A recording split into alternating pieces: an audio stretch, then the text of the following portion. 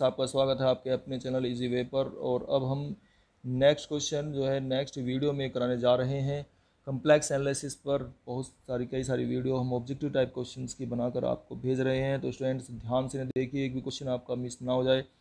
In an Argand plane the equation of the circle, Argand plane में circle की जो equation है उस सेंटर इज द पॉइंट, इसका जो पॉइंट है हु सेंटर, ये सेंटर इसमें दिया हुआ है स्टूडेंट्स 2+3i, ये सेंटर दिया हुआ है, रेडियस 5 दी हुई है। तो हम ये जानते हैं कि हम इसको रख के निकाल सकते हैं mode of z minus z0, तो 2+3i और मोड इक्वल टू r।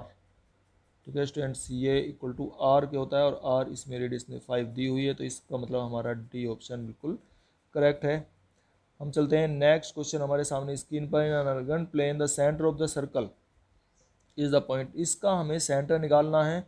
और सेंटर निकालने के लिए मैंने आपको तरीका इससे पहली वीडियो में भी बताया हुआ है, तो आप देखिए ध्यान से। क्या बताया, जेड के साथ कुछ नहीं रहना चाहिए, कुछ भी नहीं रहना चाहिए, तो 2 से हम इसको डिवाइड कर देते हैं। और जब 2 से डिवाइड करेंगे तो ये बचेगा हमारे पास में जेड माइनस साइन इसमें कॉमन लेते हैं, तो 2 माइनस 3i, ठीक है स्टूडेंट्स, और इक्वल टू 7/2। तो हमारी 7/2 तो रेडियस है और 2 माइनस 3i हमारा सेंटर आता है, इसका मतलब हमारा फर्स्ट ऑप्शन सही है। ऐसे ही इससे नेक्स्ट क्वेश्चन भी है। In Argand plane the radius of the circle, इसमें हमें रेडियस निकालने के लिए बोलता है ये, तो मैंने तरीका आपको बता ही दिया है। 3 से हम डिवाइड कर देंगे तो ये जेड माइनस 3+2i आ जाएगा, और इक्वल टू हमारा ये 9 को डिवाइड करेंगे तो 3 आ जाएगा, और इस प्रकार से इसकी 3 रेडियस आ जाती है। ठीक है स्टूडेंट्स, तो हमारा बी ऑप्शन सही है, और ये इसका सेंटर है 3+2i। तो स्टूडेंट्स आपके सामने स्क्रीन पर है। In Argand plane the equation of the straight line joining the origin to the middle point of the points is, इसकी हमें निकालनी है ये। तो देखिए स्टूडेंट्स, आप इसको ध्यान से देखिए एक बार। आर्गन प्लेन में दिया हुआ है, इस आर्गन प्लेन में the equation of the straight line joining the origin to the middle point, origin को मिडिल पॉइंट से, origin to the middle point of the points, जो 2 पॉइंट्स हैं इनके मिडिल पॉइंट को, तो इनका मिडिल पॉइंट हम निकाल लेंगे। तो किस प्रकार से मिडिल पॉइंट हम निकालेंगे, ये मैंने हिंट्स आपको एक बार ये बना के दिया हुआ भी है स्टूडेंट्स। तो इसका हम ये 2+6 8 हो जाएगा। तो देखिए स्टूडेंट्स, ये हम बता रहे थे मिडिल पॉइंट, ये जो दोनों 2+4i है और 6+8i है, इनका मिडिल पॉइंट लेंगे तो इनका मिडिल पॉइंट हो जाएगा 2 और 6, ये मिला के 8, और 4i और 8i मिला के 12i, ये हमने दिखाया हुआ है इस तरह से। ये हमारा मिडिल पॉइंट निकल कर आ गया है 4+6i, ये मिडिल पॉइंट है। और वेयर टी इज, तो z equal to T Z, क्योंकि वो ओरिजिन है तो उसमें टी जेड, तो क्या लिखेंगे हम 4+6i, तो हमारा फर्स्ट ऑप्शन जो है ये बिल्कुल करेक्ट हो जाएगा। इस तरह से हम इक्वेशन निकाल लेते हैं स्ट्रेट लाइन की।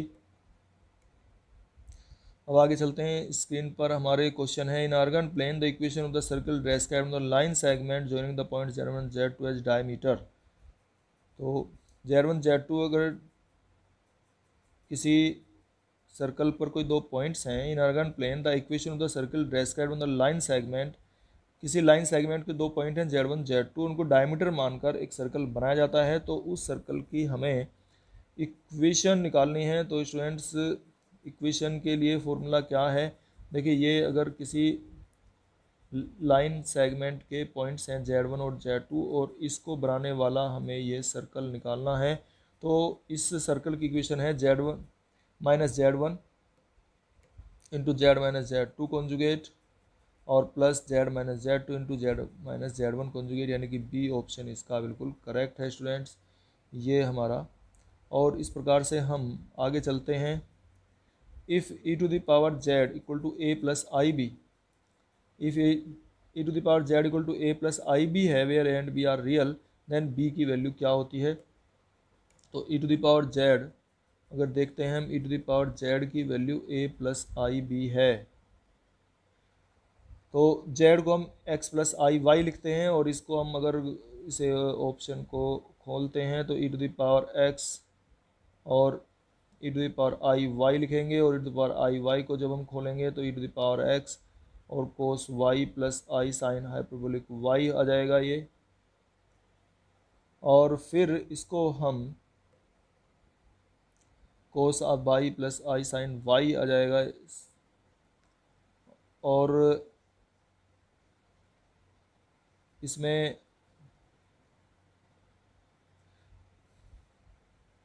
ये हमारा एच नहीं है, हाइपरबोलिक नहीं है, हाई साइन वाई है।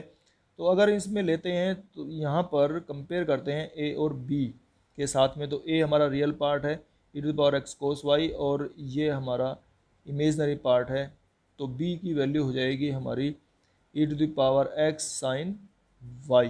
तो हमारा जो ऑप्शन है ये हमारा सी ऑप्शन बिल्कुल करेक्ट होगा स्टूडेंट्स।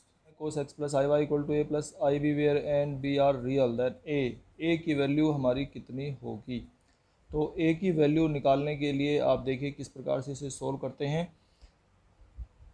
कोस एक्स प्लस आई वाई को जब हम सोल्व करेंगे, कोस एक्स प्लस आई वाई को, तो हम इसको खोल लेंगे cos x cos hyperbolic Y और माइनस आई साइन एक्स और साइन हाइपरबोलिक वाई, और जब इसकी कंपेयर करेंगे ए और बी के साथ में, तो ए की जो वैल्यू है ये first cos x cos hyperbolic Y, ये हमारा ऑप्शन हो जाएगा ए पार्ट इसका। तो स्टूडेंट्स आगे चलिए, कोई cos x plus I Y equal to A plus I B where A and B are real. Cos x plus I Y equal to A plus I B के है where A and B are real, then B. तो इसमें हमें B की value निकालनी है। इसी तरीके से यही ऊपर वाला क्वेश्चन है, तो बी की वैल्यू क्या हो जाएगी, minus sine X sine hyperbolic Y, हमारा बी ऑप्शन इसका सही है। द फॉर्मूला, नेक्स्ट क्वेश्चन है the formula root A B equal to root A root B is valid only if at least one of the numbers A and B is non negative. यदि इनमें से कोई एक non negative है तभी ये हमारा कामयाब होता है फॉर्मूला। तो स्टूडेंट्स आप देखिए लगातार हमारे साथ, ये हमारा ये जो नॉन नेगेटिव ऑप्शन बिल्कुल सही है, नॉन नेगेटिव। इसके बाद है modulus of the sum of two complex numbers, modulus of the sum of two complex numbers. तो ये स्टूडेंट्स हमने पढ़ा है, आपने कई जगह पर आया है ये, कि दो कम्प्लेक्स नंबर का सम जो है mod of Z1 plus mod of Z1 plus Z2 is always less than equal to mod Z1 और प्लस मोड ऑफ Z2।